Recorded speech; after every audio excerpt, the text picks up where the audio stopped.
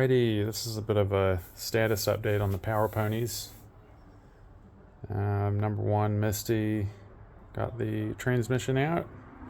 Done a lot of disassembly, basically. Got the gearbox apart. Had sort of a quick look over the the gears and bushings and things, and actually there's nothing in there, well, to my mind, that rules out using it. There's quite a bit of sort of beveling on the teeth. I have no idea how normal that is. All I know is that it worked in all the gears when I got it, so I'm planning to rebuild it and put it back together. And maybe it'll last forever. We'll see. It's quite a cool setup. I've never taken one of these apart before, so to see, a differential in a lawnmower, plus a transmission, 4-speed, all kind of crammed into one box. It's kind of a neat piece of machinery. I've got a JB Weld project over here. This, you can see this is setting. I did this about 30 minutes ago or an hour ago. That section is, I think it's glued in really nicely. It's a good thing about iron. It broke very brittly, and so the broken piece fit back in really well. I gave it a good clean up. I soaked them in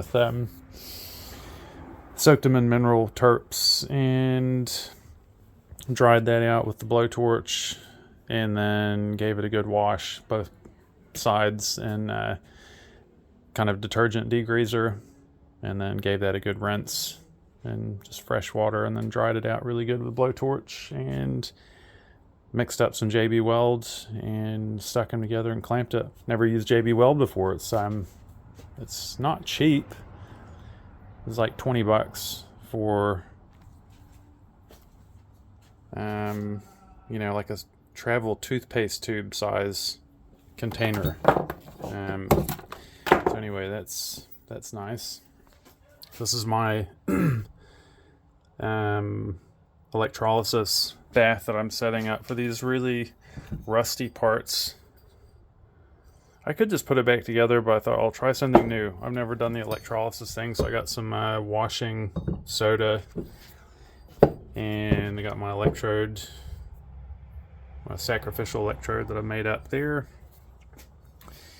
Just bits of steel, and then I got the rusty bits, and some of this is still painted. I'm sort of interested to see if it takes the paint off as well.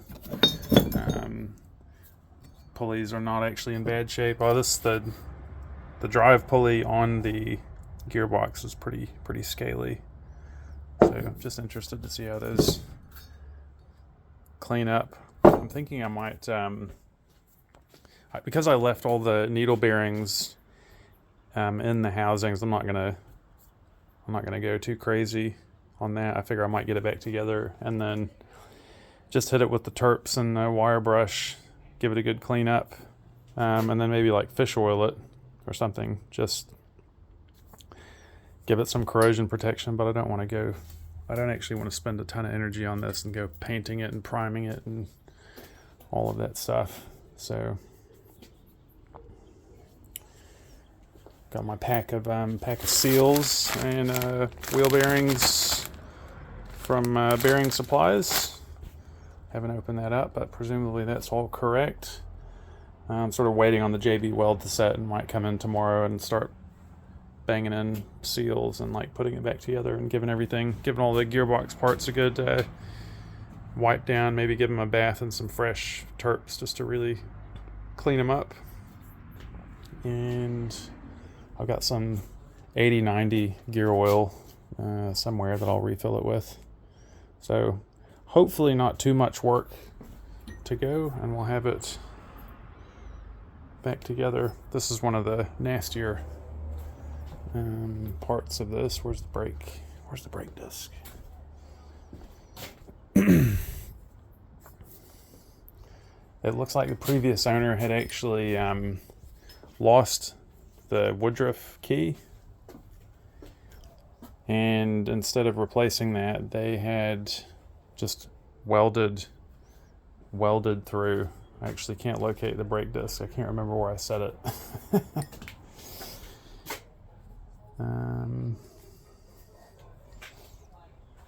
Oh, here it is. I was working on it with the Dremel.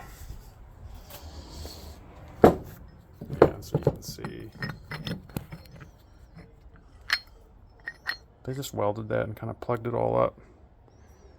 And it looks like there's actually supposed to be like a circlip that goes around the outside that stops that from coming off. I might tidy it up and see if I can get a circlip on there. I'm definitely not going to weld anything back on. That's so terrible. And I got a replacement key. I think it's a 3/16 Woodruff key for that. So there's a bit of a... I'm assuming that this chunk out of the brake disc happened at the same time as the broken case, like it's just dropped on a rock or something. There's also a crack you can see there. But again, ignorance is bliss. Unfortunately, now I've noticed it. But this is my big project overnight, get the electrolysis bath set up. And I've got a 3 amp power, DC power supply. I've got a battery charger, but it's a smart charger. And this will go up to, oh, it'll actually go up to 20 amps. I have no idea what the resistance of the bath is going to be. So I'm just going to play with it and see. See how many amps I can put through it.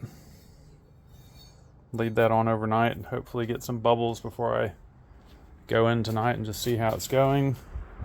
I'm planning on, this is only a 20-liter bucket. I'm planning on trying to get all of this in there and submerged. We'll see how that works. I just got some steel wire. We'll see how that works.